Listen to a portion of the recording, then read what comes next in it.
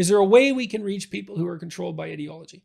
Yes, by acting honorably and by telling a better story. So that's the goal, right? You have to tell a better story, or you have to act out a better story, and telling it would also be helpful. You have to offer something more attractive fundamentally. And that doesn't mean that there's no room for criticism, but I think telling a better story is the fundamental issue. If schools are bent on teaching critical race theory and other Marxist-inspired doctrine, how could we turn the tide? Well, I offered some ideas about that. Tell a better story. It's not self-evident that indoctrinating students at school is going to work that well.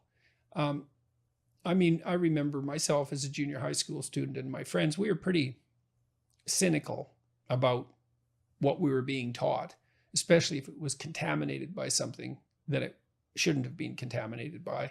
And so it might be that pushing all this has exactly the opposite consequence, at least over the long run.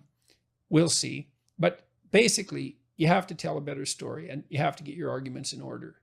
And so if you have kids, well, that's a tough one. You can discuss what they learn at home. You can encourage them to use their judgment. I told my kids, you don't have to follow stupid rules. But if you break them and you get caught, well, you have to deal with that. But as far as I'm concerned, if you've thought it through and the rule is stupid, then, well, you're free to oppose it as long as you're willing to take the consequences. So you can have intelligent discussions with your kids, especially if you're interested and they're willing to bring things up.